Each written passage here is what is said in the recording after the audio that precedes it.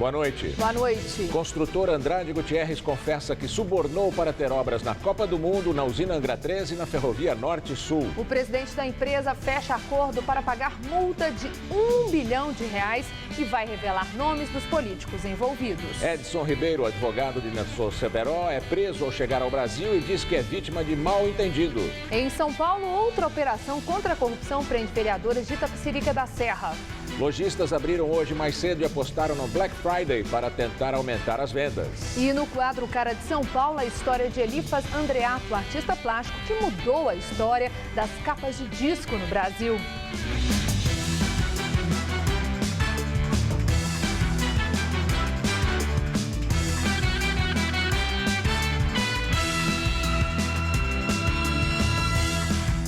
O advogado do ex-diretor da Petrobras, Nestor Severo, foi preso ao chegar ao Brasil. Edson Ribeiro estava nos Estados Unidos e foi detido no aeroporto Tom Jobim, no Rio de Janeiro. Ele chegou a ter o nome incluído na lista vermelha da Interpol. Segundo o Ministério Público Federal, o advogado fez parte do esquema para tentar interferir nas investigações da Operação Lava Jato, do qual fariam parte ainda o senador Delcídio do Amaral e o banqueiro André Esteves. Edson estava na reunião que foi gravada pelo filho do ex-diretor da Petrobras, Nestor Severo, e que deu base à prisão do senador. A família do ex-diretor acredita que o advogado faz um jogo duplo, atrapalhando o acordo de delação de Severo. Rede e PPS anunciaram que vão entrar com representação que pode levar à cassação do mandato do senador Delcídio do Amaral, do PT, ex-líder do governo Dilma, preso na quarta-feira. A representação no Conselho de Ética do Senado deve ser protocolada na terça-feira. Delcídio foi flagrado tentando atrapalhar as investigações da Operação Lava Jato, em gravações feitas por Bernardo Cerveró. Na reunião, o petista ofereceu R$50 mil por mês à família do ex-diretor da Petrobras para tentar convencê-lo a não fechar acordo de delação premiada com o Ministério Público Federal. Delcídio temia que ele e o banqueiro André Esteves, do Banco BTG Pactual, fossem delatados. Esteves também foi preso na quarta-feira. Para convencer a família Cerveró, Delcídio tentou mostrar que tinha influência política nos mais altos cargos da República. Entre eles, sobre os ministros do STF, o vice-presidente Michel Temer e o presidente do Senado, Renan Calheiros. Na conversa, Delcídio chegou a propor um plano de fuga para Cerveró, caso ele fosse solto. Ele sugeriu que Cerveró saísse do Brasil pelo Paraguai e fosse para a Espanha, num jatinho em voo direto. Em depoimento à Polícia Federal ontem, Delcídio reconheceu que era a sua voz mesmo na gravação feita por Bernardo Cerveró, mas negou que tentou atrapalhar as investigações. Segundo o canal de TV Globo News, o senador disse que queria a soltura do ex-diretor da Petrobras por questões humanitárias. No entanto, negou que tenha oferecido dinheiro à família dele. Sobre Temer, explicou que, segundo informações, o vice-presidente mantinha relações próximas com o ex-diretor Jorge Zelada, atualmente preso na Lava Jato. Questionado sobre o que seria essa proximidade, Delcídio disse que preferia não responder. Ainda de acordo com a Globo News, durante o depoimento, Delcídio ficou completamente descontrolado quando soube das críticas do ex-presidente Lula ao seu comportamento. Os jornais Folha de São Paulo e Estado de São Paulo informaram que Lula teria afirmado que o senador fez uma coisa de imbecil e uma grande burrada. No momento em que soube da fala de Lula, Delcídio se descontrolou e o advogado do senador teve que interferir, suspendendo o depoimento. O Instituto Lula nega que o ex-presidente tenha dado as declarações. Em nota, a vice-presidência da República afirma que em 2007, Jorge Zelada foi levado à presidência do PMDB por estar sendo indicado para um cargo na Petrobras. No entanto, segundo o texto, Temer não indicou Zelada nem trabalhou pela sua manutenção no cargo. O texto afirma ainda que ele repudia veementemente as declarações do senador Delcídio do Amaral. Depois de ter o nome citado na reunião que levou o Delcídio do Amaral para a cadeia, o senador Romário, do PSB do Rio de Janeiro, reafirma não ter conta na Suíça atualmente. Diz que teve conta antes, quando jogou na Europa, e pede para ser investigado pelo Ministério Público Federal. Romário disse que teve conta no banco suíço BSI na época em que jogava na Europa. A instituição financeira é do BTG Pactual, de André Esteves, preso nesta semana. Romário diz não se lembrar ao certo quando a conta foi encerrada. O ex-jogador atuou na Europa entre 88 e 94. Ele disse que pediu à Procuradoria-Geral da República que investigue a existência de suposta conta no país europeu.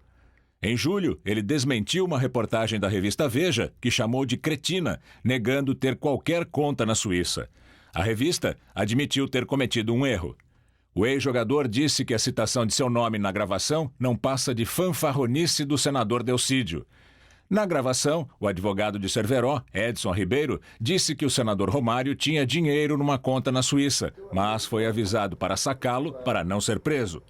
Em troca, Romário teria aceitado apoiar Pedro Paulo, pré-candidato do prefeito do Rio de Janeiro, Eduardo Paes, do PMDB, à sua sucessão no ano que vem. Guilherme da Costa Paes, irmão do prefeito do Rio, é diretor do BTG Pactual. O banqueiro André Esteves passou a noite no presídio de Bangu 8, no Rio de Janeiro. Ele deixou a sede da Superintendência da Polícia Federal depois das 10 da noite. Passou por exame de corpo de delito no IML e foi encaminhado ao presídio.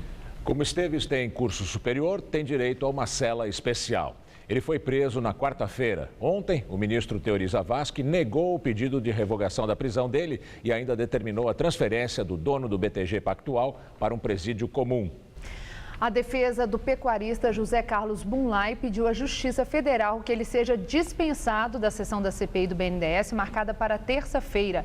Preso na semana passada, na Operação Lava Jato, Bunlai, que é amigo do ex-presidente Lula, foi convocado a prestar depoimento na Câmara dos Deputados, em Brasília.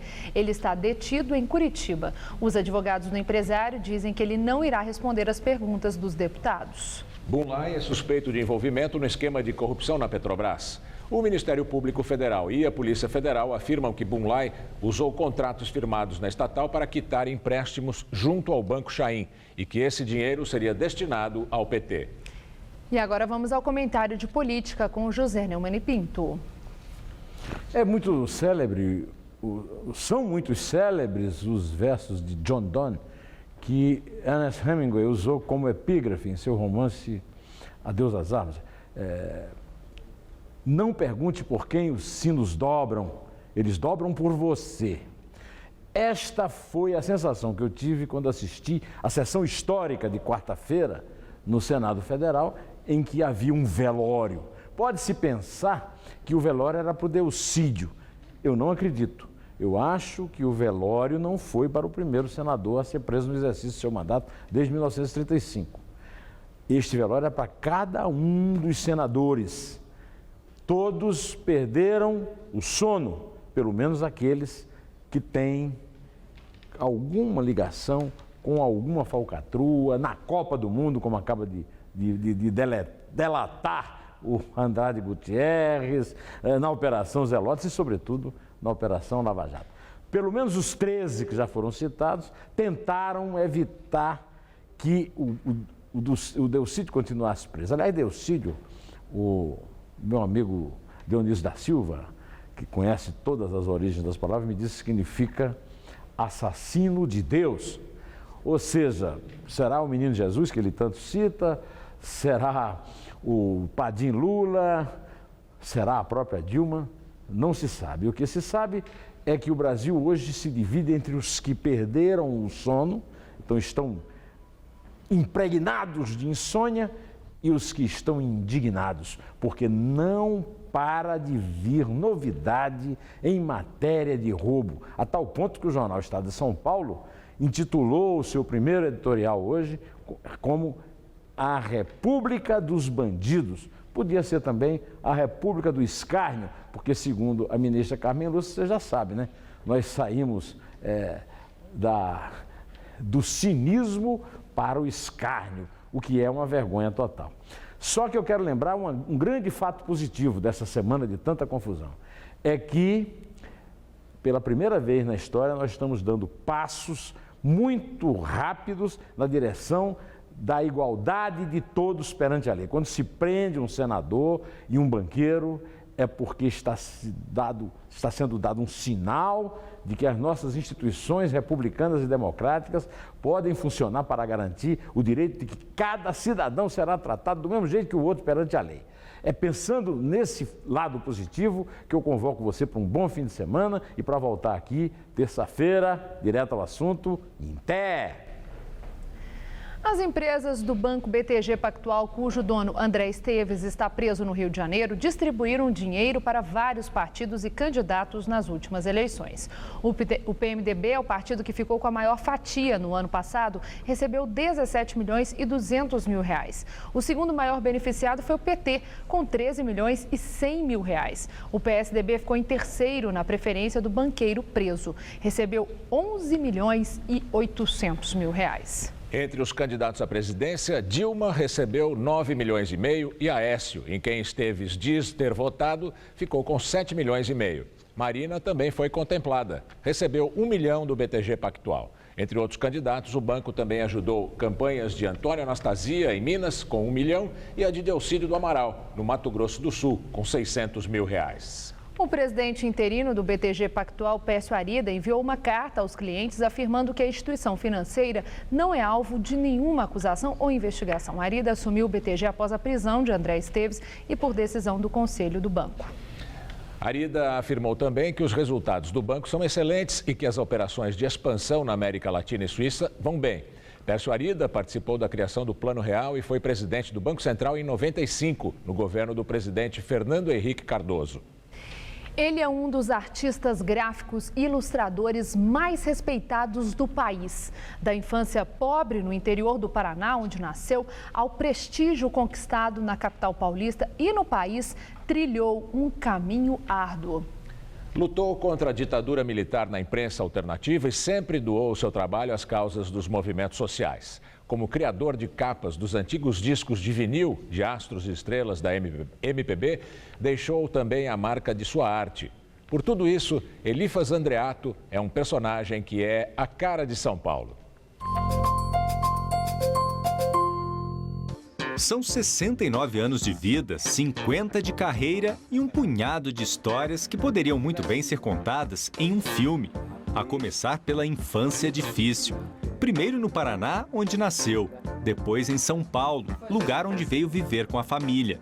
Aqui a vida ficou ainda mais difícil, porque lá no interior, por pior que fosse a situação, sempre tem uma hortazinha plantada, um pé de fruta, galinha. Eu me virei como pude, fazendo os biscates de sempre, de ajudar em feira, limpar a casa. Elifas Andreato se transformou num homem de muitas profissões. Designer gráfico, ilustrador, artista plástico. Fiz as escolhas certas, embora fossem mais difíceis, como são até hoje, né? Eu não posso mudar, eu não posso reclamar, porque eu fiz as escolhas que me pareceram corretas. E nesse roteiro de vida cheio de surpresas, teve que abandonar tudo para lutar contra a ditadura. Sua principal arma, os jornais alternativos, que ajudou a fazer em oposição ao governo militar. Quando eu tinha 25 anos, era diretor de arte da Abril Cultural. Já estava fazendo a revista Placar, depois fiz História da Música Popular Brasileira. E eu um dia disse, não, eu vou fazer opinião no Rio, que eu quero mudar isso que está aí. Eu estava fazendo ao mesmo tempo uma carreira de ilustrador engajado nos movimentos sociais. Um dos trabalhos mais emblemáticos na carreira de Elifas é a criação de capas para LPs. Vocês se lembram deles? Os famosos discos de vinil? Pois é, foram mais de 600 delas, principalmente para cantores da MPB. Um trabalho que ganhou destaque a partir da década de 1970. Elifas sempre teve consciência da importância do seu trabalho. Por isso, faz questão de ser diferente, inovador. Uma das capas criadas por ele foi a do disco Nervos de Aço, de Paulinho da Viola, considerada por Elifas como um marco na sua trajetória artística. É o Paulinho chorando com flores na mão e atrás Paulinho tocando e Isa, a mulher, saindo com as flores chorando. Era a separação do Paulinho, porque Nervos de Aço é isso, né? A letra de Nervos de Aço. E foram tantos outros trabalhos, e muitos ainda estão por vir. O mundo adulto apodreceu, não dá mais nada. O mundo enlouqueceu. Eu penso nos meus netos e penso na infância, que sempre foi uma preocupação minha.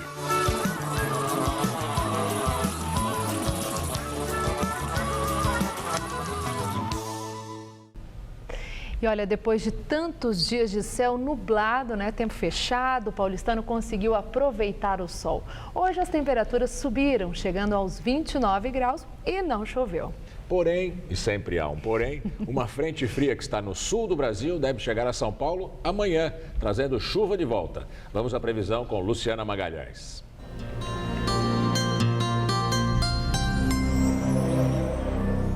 A formação de uma nova frente fria influencia o tempo em todo o centro-sul do país neste sábado.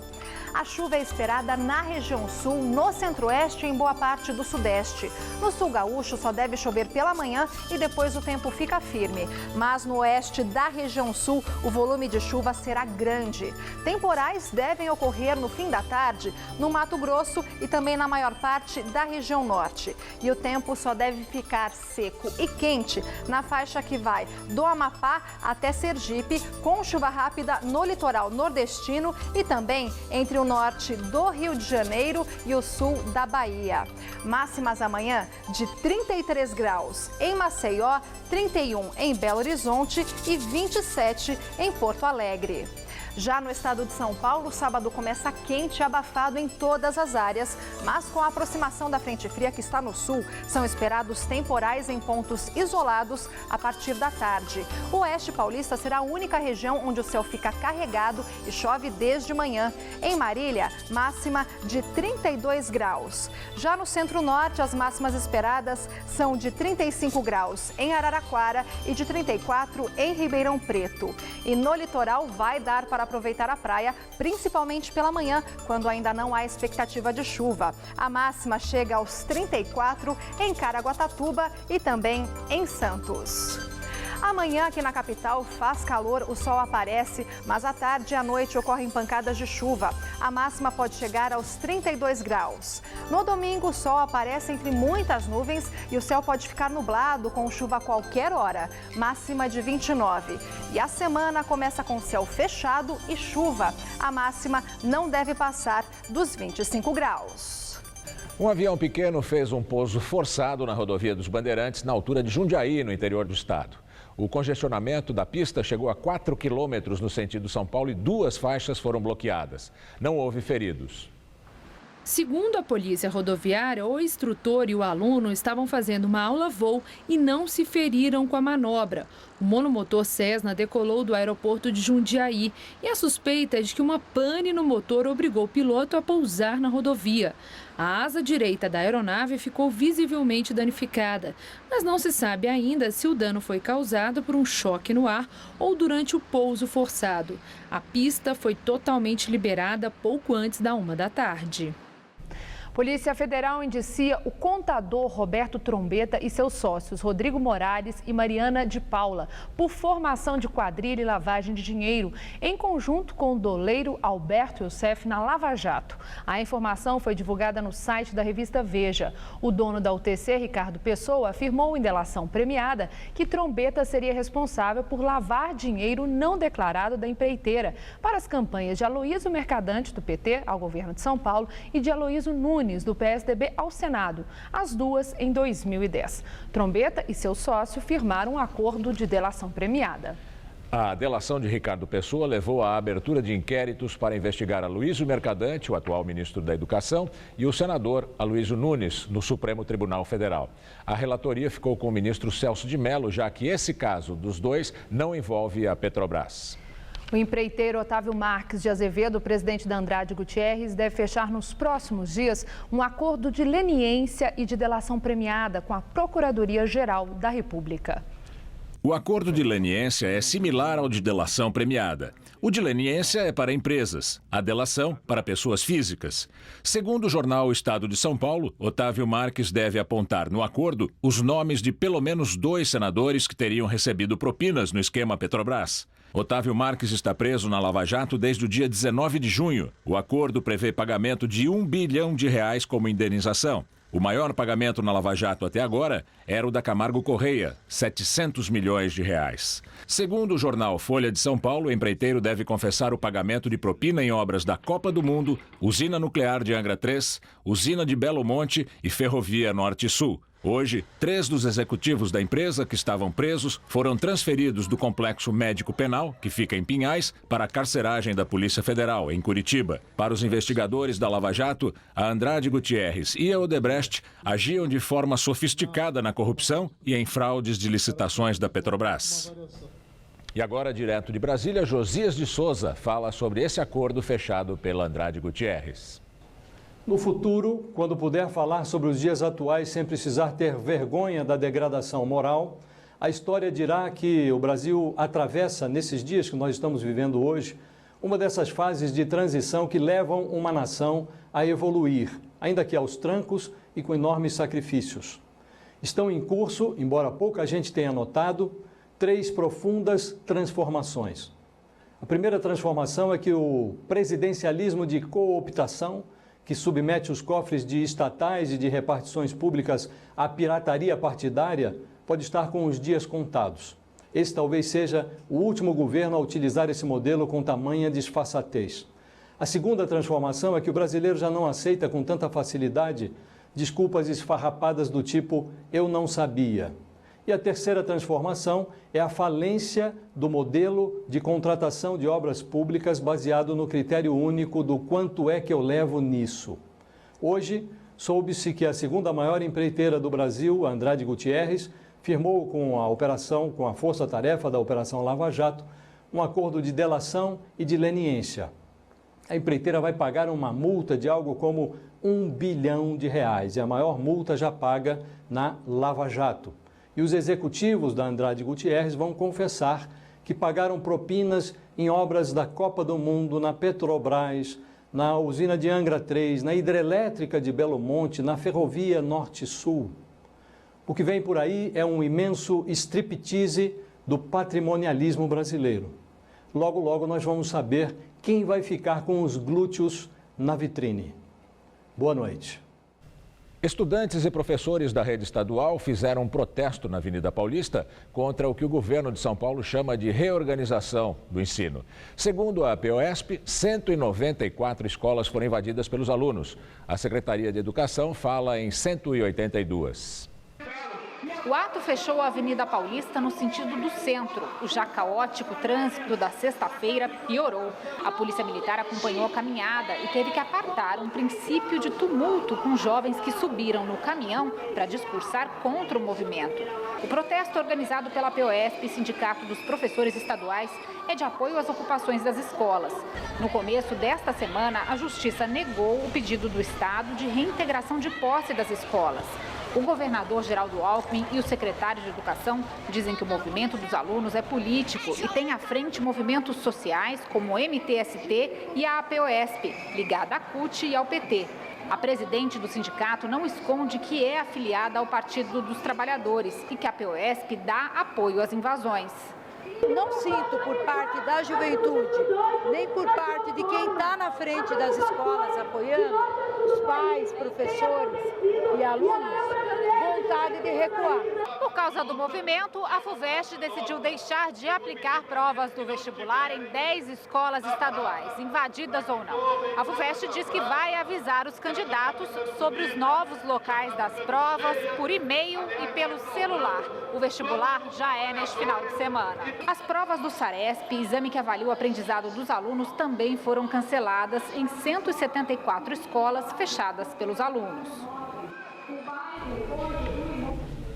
O presidente da Venezuela, Nicolás Maduro, se refere ao secretário-geral da OEA, Organização dos Estados Americanos, como senhor lixo. Luiz Almagro disse ontem que o assassinato do opositor Luiz Manuel Dias é uma tentativa de amedrontar a oposição.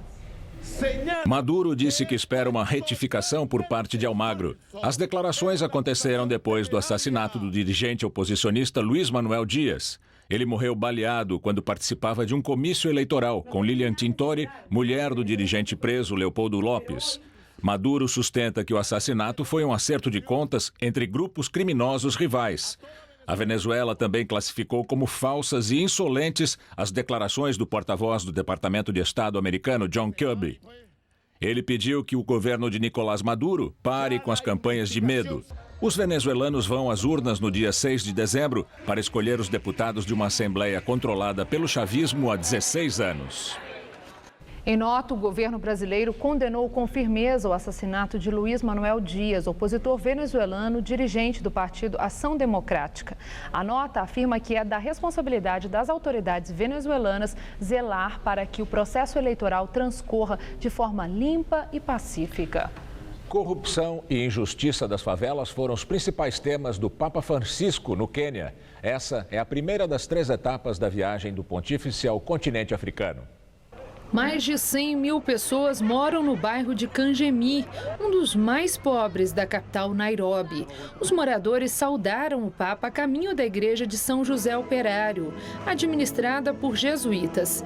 No discurso, Francisco condenou a atroz injustiça da marginalização urbana, a falta de acesso a infraestruturas e serviços básicos, a generalização da violência. O Papa também foi ao estádio de Kasarani, em Nairobi, onde pediu que os milhares de jovens presentes digam não à corrupção que atinge muitos países africanos. Ele perguntou se é possível justificar a corrupção pelo simples fato de que todos estão pecando e sendo corruptos. Por el solo hecho de que todos estão pecando e estão sendo corruptos? Francisco já está na vizinha Uganda e domingo vai à República Centro-Africana, encerrando a viagem à África. Polícia Federal indicia 19 pessoas por um esquema de compra de medidas provisórias nos governos Lula e Dilma, para beneficiar empresas do setor automotivo. Entre os indiciados estão empresários do grupo Caoa, da Hyundai e da Mitsubishi no Brasil, além do ex-diretor do Senado, Fernando César Mesquita, e a ex-secretária de Comércio Exterior do Ministério do Desenvolvimento da Receita, Lita Espíndola, aliás. O indiciamento da Polícia Federal não significa que eles são culpados, mas que foram encontrados indícios de crimes. O inquérito é um desdobramento da Operação Zelotes, que investiga a venda ilegal de decisões no CAF, conselho vinculado ao Ministério da Fazenda. A Polícia Federal decidiu também que toda a parte da investigação referente a um dos filhos do ex-presidente Lula, Luiz Cláudio Lula da Silva, vai ser objeto de um novo inquérito específico. A empresa dele recebeu mais de R$2 milhões de um escritório de advocacia investigado pela Zelotes. A reação no PT à prisão do senador Delcídio do Amaral na entrevista do dia com Maria Lídia Flandoli. E quem vai falar sobre o sentimento reinante no PT pela prisão do senador petista Delcídio do Amaral, líder do governo no Senado, eu entrevisto o deputado federal Vicente Cândido, eleito pelo PT de São Paulo. Muito obrigada por senhor estar conosco. E essa prisão do senador Delcídio do Amaral, que foi surpreendente, é ainda assunto e será, por muitos dias. O Senado surpreendeu o senhor naquela votação de 59 votos a 13 pela manutenção da determinação da prisão de Delcídio pelo Supremo Tribunal? Depois da instituição do voto aberto, não, porque todo político que pede voto tem medo do julgamento popular, da opinião da mídia. Mas pela reclamação, pelo o que se ouve nos bastidores do Congresso Nacional, era de se esperar uma posição mais firme, mais autônoma do Poder Legislativo. Autônoma até porque o regimento não foi autônoma? Foi porque foi submetido ao plenário, mas você, se seguisse o regimento interno da Casa, você poderia trabalhar com o voto fechado. Mas, como o presidente resolveu submeter ao plenário, você tem que ali acatar a decisão soberana do plenário. Claro. Mas, pelo clima de bastidores, era de se esperar um outro resultado. Pelo clima da rua, para quem tem medo do julgamento popular, não é surpresa a decisão do Senado do voto aberto. Deputado, é importante o julgamento popular num momento de tensão e grave como aquele?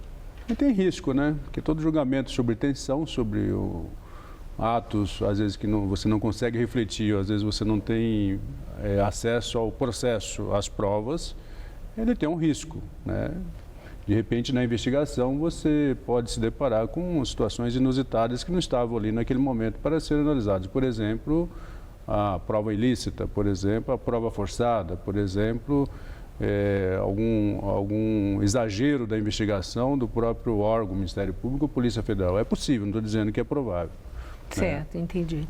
Agora, deputado, houve ali alguma coisa que está sendo muito comentada, levando a muita especulação e ilações. Eu quero ouvir o senhor. Os parlamentares do PT no Senado já estavam no entendimento de solidariedade a Delcídio do Amaral. Sim. Quando foram surpreendidos por um deputado de oposição sobre aquela nota oficial que foi Ronaldo Caiado, que foi quem contou. Né? Ali, sobre a nota oficial do partido, em que formalmente, subscrita pelo presidente do partido, Rui Falcão, falava que o PT não tinha que ser solidário a Delcídio, porque aqueles fatos todos não tinham relação com atividade partidária, não era uma atividade de parlamentar e nem de filiado do PT. Eu quero ouvir o senhor sobre isso, porque depois mudou tudo e houve a votação em que 9 senadores votaram contra a prisão, né? A decisão do Supremo. Mas está faltando sintonia da direção do PT com as bancadas lá no Congresso Nacional. No Senado, a gente viu que estava faltando sintonia. Como é que chega primeiro a mão da oposição antes da bancada? O que contrariou muito. E na Câmara, eu não sei, eu quero ouvir o senhor. Está havendo aí ruído na comunicação, faltando uma sintonia entre direção do PT e bancadas do PT em Câmara e Senado? O PT tem um órgão que junta a bancada com o executivo do partido para tomar decisão para você enquadrar, para você poder cobrar e até instaurar o processo disciplinar. Se aquele órgão fechou questão, você é obrigado a seguir. Mas esse órgão para reunir não é toda hora que se reúne. Como nós estamos diante de fatos, a cada momento fatos novos, você não consegue fazer uma reunião dessa com o Senado, com a Câmara Federal para tomar a posição. Diante disso, é possível que tenha desintonia. O partido acaba tomando uma decisão, a bancada às vezes toma outra. É possível, por absoluta falta de tempo para você reunir sobre tantos problemas que nós estamos vivendo nesse momento. Foi circunstancial, é isso que o senhor está dizendo? Eu não quero aqui desautorizar ou criticar a decisão do presidente Rui Falcão. Ele tinha que tomar uma posição, naquele momento, para aquelas informações que tinha, eu acho que não tinha outro caminho. E o partido tem adotado uma posição de que, se o ato é individual meu, eu respondo. Se é um ato que a direção partidária estava sabendo, o que ela autorizou a fazer, o que tem algum respaldo de dirigente, o partido assume, como foi o caso do Delúbio, do Vacari.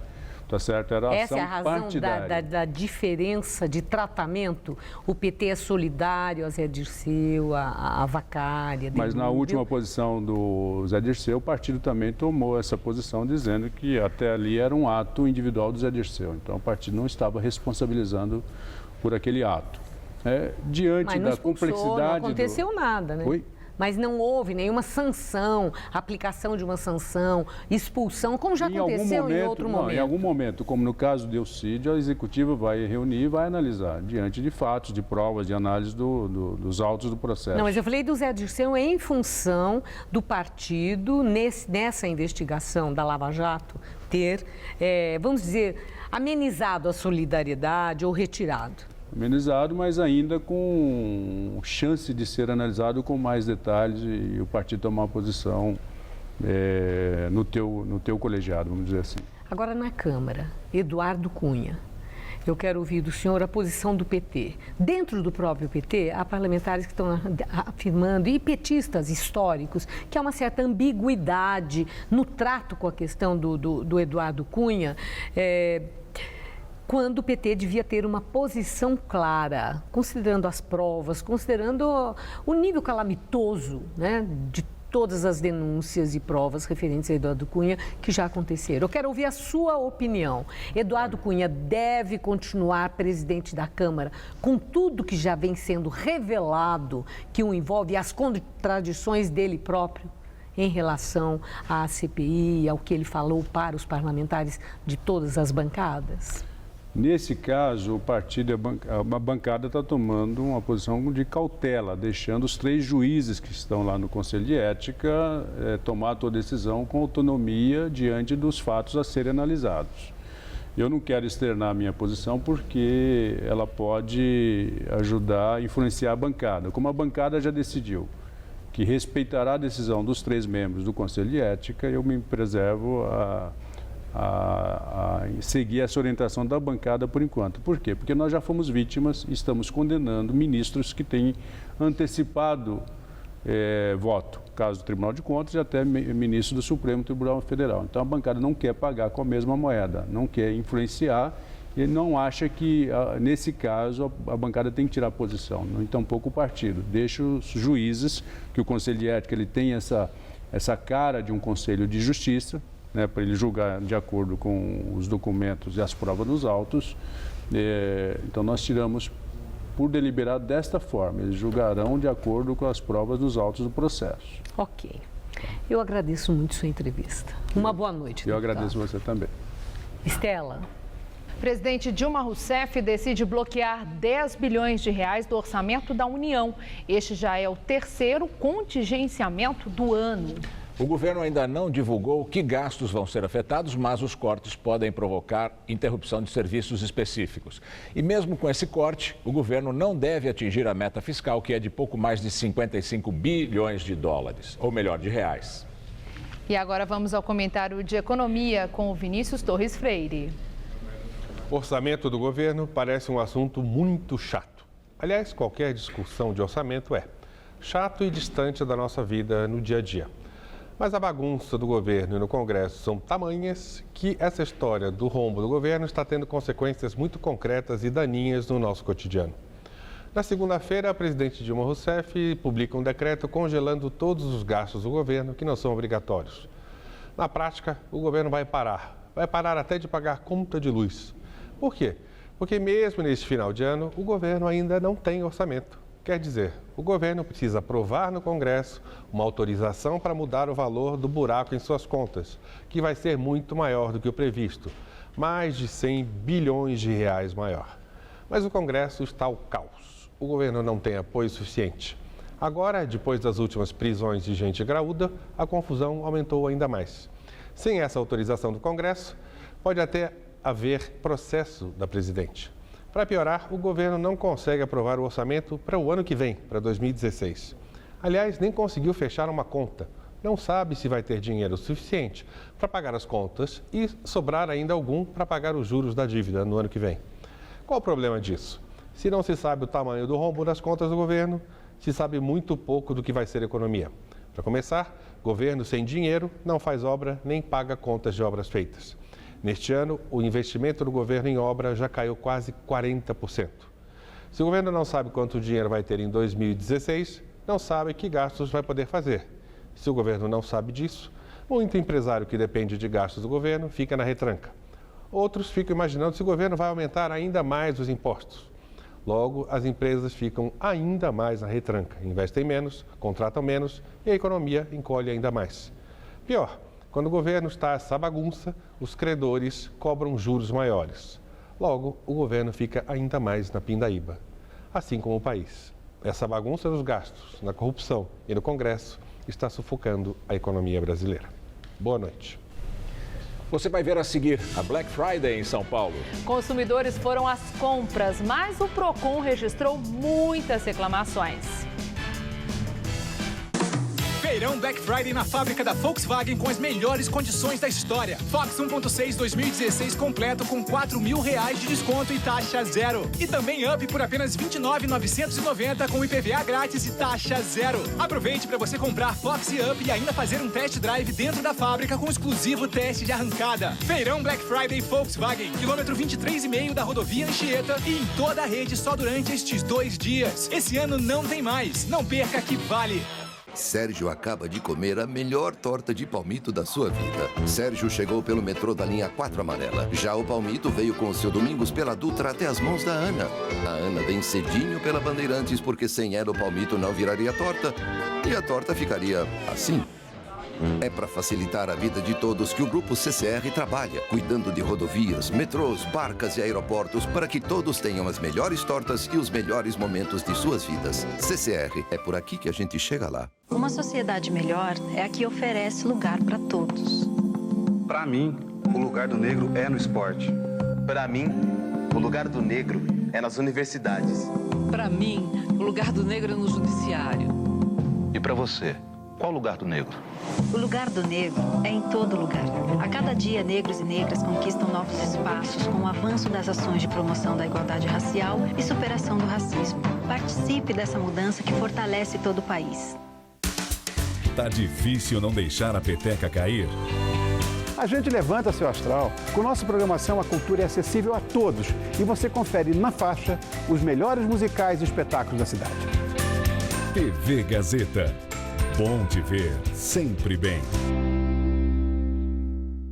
Mega Feirão Black Friday de seminovos Chevrolet AMB. Mais de 800 seminovos com preços abaixo da tabela. E mais, comprou, ganhou som e documentação. C3 ou Fiesta 2011 completos, só 20.900. Logan 2011 com direção hidráulica, só 17.500. Aqui você tem entrada parcelada em até 4 vezes. Chevrolet AMB, Santana, Avenida Santos Dumont 2260, em frente ao Campo de Marte. 2223-5000.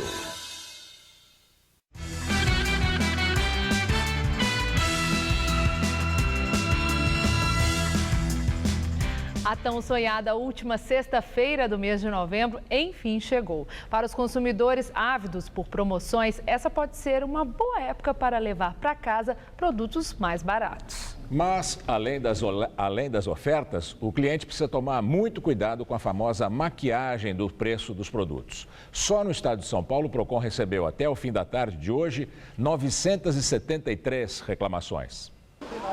Fila do lado de fora e o segurança controlando o fluxo de entrada e saída já são típicos de Black Friday. Essa loja abriu às 6 horas da manhã e meia hora depois as prateleiras já estavam vazias. Tinha gente comprando para mandar até para a família na Bahia. Pegando ferro, tô olhando o micro-ondas, a fritadeira, tá ótimo. Todos os preços estão bons. Aqui tinha ferro de passar por apenas R$10. Vendeu tudo, não sobrou nem para mostrar na reportagem. E para pagar, o jeito foi enfrentar mais uma fila. Quem estava pesquisando produtos há algum tempo esperava descontos mais atrativos. O que eu observei aqui, tá um pouco ainda salgado o preço, né? Não é aquilo que parece na TV mesmo lá. Que é 60%, 50% assim, de oferta, né? Mas cliente antigo olhou, pensou e saiu reclamando. Eu achei que não teve muita diferença, não. Os outros anos tinha fila para entrar nessa loja aqui. Esse ano tá fraquinho, precisa de rever esse Black Friday, tá furado.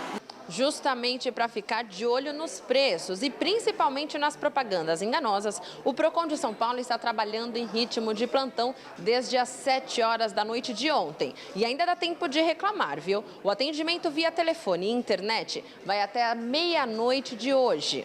No ano passado, o Procon recebeu 1.356 reclamações durante a Black Friday. Neste ano, a expectativa é que o número seja menor. Na Black Friday do ano passado e também neste ano, as duas principais reclamações é a maquiagem do preço, ou seja, houve um aumento e agora um desconto daquele valor, e também a questão da oferta que está sendo veiculada e que o produto não está mais disponível para compra. Se a oferta encontrada realmente valer a pena, preste atenção para não se endividar. Ele não deve comprometer mais de 30% da sua renda em momento algum e, sobretudo, neste momento, porque senão ele acaba estourando o limite do seu cartão de crédito e acaba super endividado. E agora vamos ao comentário de cultura com o César Job. A obra de Sérgio Camargo, um dos maiores nomes da arte brasileira do século XX. Ele viveu de 1930 a 1990. Será a última grande mostra do Itaú Cultural de 2015. Os curadores Paulo Sérgio Duarte e Cauê Alves ocuparam todos os andares expositivos do prédio da Avenida Paulista, com 100 obras de vários períodos e diversos tamanhos e formatos, reunidas sob o título Luz e Matéria, e até reproduziram o último ateliê do artista em Jacarepaguá, no Rio. Torres, relevos, torsos femininos, esculpidos em mármore Carrara branco ou negro belga, estudos em gesso, madeiras e muita documentação sobre vida e obra completam a mostra. A exposição abre amanhã, fica até fevereiro e certamente é uma das mais importantes em cartaz na cidade. Ivaldo Bertazzo estreia amanhã seu novo espetáculo com os alunos do curso Gesto Orientado, realizado no Sesc Vila Mariana. No ginásio local, Ivaldo coloca 100 pessoas no palco para desmontar fronteiras entre o esporte e a dança e incentivar o movimento harmônico na melhora da qualidade de vida. O bailarino tem experiência de mais de 20 espetáculos que colocaram no palco cidadãos não profissionais de dança. O resultado é sempre revigorante, até 6 de dezembro com entrada gratuita. E Ana Maria Kiefer lança na terça-feira no Museu da Imagem e do Som um CD-livro que é uma verdadeira epopeia. Ela se propôs musicar os sermões de Padre Antônio Vieira e contar suas peripécias na defesa dos índios no interior do Maranhão e Pará no século XVII. Para tanto, reuniu cantores líricos, além dela própria, mais coros, compositores eruditos contemporâneos, maestros, pesquisadores e um ator português. E alinhavou desde cantos criados por ela, a cantos gregorianos, a cantares indígenas pesquisados desde o século XVII, até a música eletroacústica. Uma seleção dos trechos dos sermões vão contando a história no belo português de Vieira. Uma obra sofisticada, de cunho histórico, mas que pode encantar qualquer público. Boa noite. Uma operação policial prendeu políticos de Itapecerica da Serra, no interior de São Paulo, por suspeita de corrupção. Foram cumpridos 13 dos 16 mandados de prisão expedidos. 4 dos detidos são vereadores da cidade. Preso, o vereador Cícero Costa, do PSDB, foi para a delegacia no Camburão. Não quis falar sobre a acusação de desvio de verba na Câmara dos Vereadores de Itapecerica da Serra, na Grande São Paulo, onde inclusive já foi presidente. Outros 2 vereadores também foram parar atrás das grades. Hércules da Farmácia e Kleber Bernardes, atualmente licenciado e à frente da Secretaria de Obras da cidade. Ambos são do PMDB. Foi uma surpresa, ele não esperava muito, embora sabendo que estava tendo todas essas investigações, ele não sabia que ele também estava sendo acusado, né, ou indiciado desses delitos. O crime que todos estão sendo indiciados é por crime de peculato. O vereador Fabinho Gêmeos, do PV, é considerado foragido, assim como outros 2 funcionários da Câmara Municipal. 4 ex-vereadores também foram presos: José Maria, Clóvis Pinto, Tonho Paraíba e Tupinambá Lombardi. Entre os acusados, há ainda funcionários e parentes de servidores e parlamentares. Um dos funcionários responsável pela área de finanças foi preso com a esposa e mais os 2 filhos. A primeira fase da Operação Redenção foi deflagrada nesta manhã com a participação de 20 promotores de diferentes comarcas e 200 policiais militares da Rota. Houve busca e apreensão de documentos em mansões e gabinetes da Câmara Municipal. A investigação começou em janeiro deste ano, depois que o Tribunal de Contas do Estado detectou um sumiço de R$2,5 milhões das contas aqui da Câmara Municipal de Itapecerica da Serra. Durante o levantamento de provas, com quebra de sigilos bancários, fiscal e também telefônico dos acusados, foi possível perceber que os desvios foram bem maiores do que se pensava inicialmente. De acordo com o Ministério Público, a denúncia envolve 18 pessoas que teriam cometido mais de 1.000 crimes em 7 anos, de janeiro de 2008 até dezembro de 2014. O atual presidente da Câmara, Alex Pires, reconhece que houve sim desvios, mas garante que as irregularidades não existem mais. Dia 9 de dezembro de 2014, ganhei a eleição como presidente.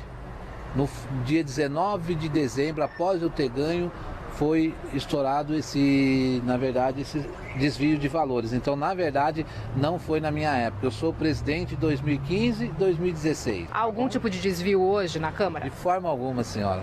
De forma alguma. Hoje, graças a Deus, está sobrando quase 50% do décimo que é da arrecadação da Câmara Municipal. O diretório estadual do PSDB de São Paulo afirma que solicitou ao Conselho de Ética do partido a apuração desse caso e que, se forem constatadas irregularidades, vão ser tomadas as providências cabíveis. O PMDB e o PV ainda não se pronunciaram sobre o assunto. E você vai ver a seguir os jogos do Brasileirão deste fim de semana e também a luta por uma vaga na Libertadores. E a França faz homenagem às vítimas dos atentados. François Hollande presidiu a cerimônia e os nomes dos 130 mortos foram lidos em voz alta. Para o Black Friday Chevrolet ficar ainda melhor, só existe um jeito: abrir os portões da fábrica para você comprar com desconto direto do pátio. Feirão Black Friday Chevrolet. São descontos de 4 mil, 7 mil e até 11 mil reais. Quer mais? Tem taxa zero em 30 vezes para Onix e Prisma. Meu nome é Levi. Eu comprei meu Prisma no Black Friday Chevrolet ano passado e valeu muito a pena. Feirão Black Friday Chevrolet. É só neste sábado e domingo na fábrica da GM. Aproveite! Nesse mundo tudo evolui. A moda evoluiu. Os carros evoluíram. Os tratamentos de beleza também evoluíram. E Make-up Anti-Sinais, uma combinação de creme e cápsulas. O creme atinge as camadas mais profundas da pele e as cápsulas agem onde os cremes não chegam. Resultado? Com o Make-up Anti-Sinais, os sinais da idade não aparecem. E Make-up Anti-Sinais, a evolução no tratamento de beleza. Quem quer comunicar precisa estar atento ao alcance de sua mensagem, aos canais mais adequados, às mudanças mais repentinas. A comunicação evoluiu. A Faculdade Casper Libero leva você ao próximo nível, a pós-graduação. São 4 cursos que ajudam você a ser protagonista nas grandes transformações. Professores com ampla e reconhecida experiência acadêmica, autonomia para montar a grade curricular e escolher sua carga horária, localização privilegiada e tradição no ensino superior em comunicação. Divida sua carreira entre antes e depois. Faça a pós-graduação na Casper Libero. Inscrições abertas. Mega Feirão Black Friday de seminovos Chevrolet AMB. Mais de 800 seminovos com preços abaixo da tabela. E mais, comprou, ganhou som e documentação. C3 ou Fiesta 2011 completos, só 20.900. Logan 2011 com direção hidráulica, só 17.500. Aqui você tem a entrada parcelada em até 4 vezes. Chevrolet AMB, Santana, Avenida Santos Dumont 2260, em frente ao Campo de Marte. 2223-5000.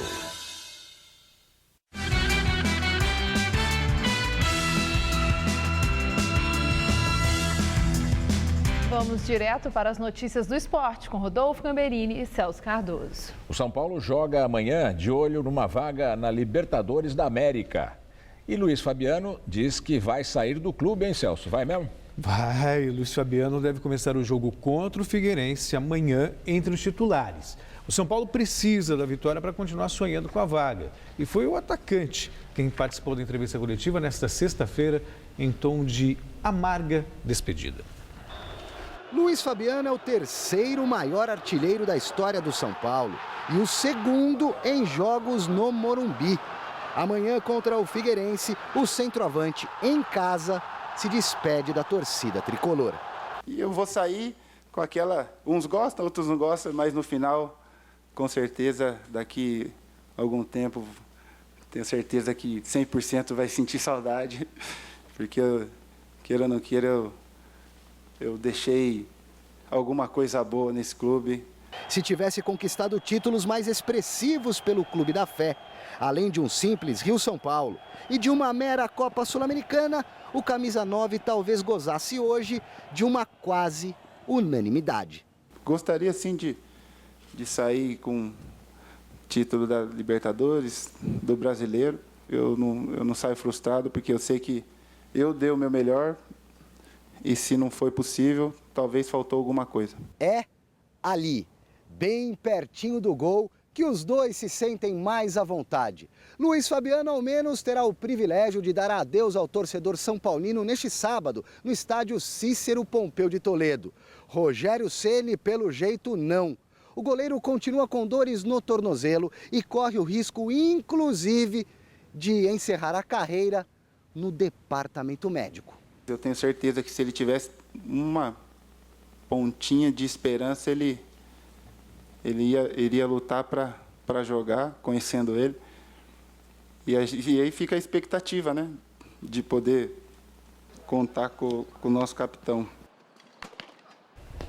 Por que, Celso, o Luiz Fabiano, o São Paulo não quer mais o Luiz Fabiano? Eu costumo dizer que foi um casamento que acabou, desgastou. A relação está desgastada já há algum tempo. A separação foi litigiosa ou amigável? Não chegou a ser litigiosa, mas ficou mágoa. Ele está magoado porque o São Paulo, por exemplo, não procurou para renovar o contrato, mas não tem mais clima mesmo para continuar. Agora, provavelmente, ele vai jogar na China. Na China? E ganhar um bom dinheiro. Tá bom. Tá bom para ele. É isso aí.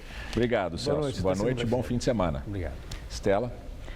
França presta homenagem solene a 130 vítimas dos atentados de 13 de novembro.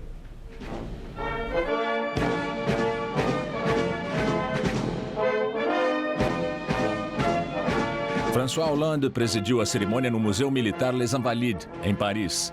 O prédio foi um hospital que recebia feridos de guerra. Hoje é a sede de vários museus e abriga o túmulo de Napoleão Bonaparte.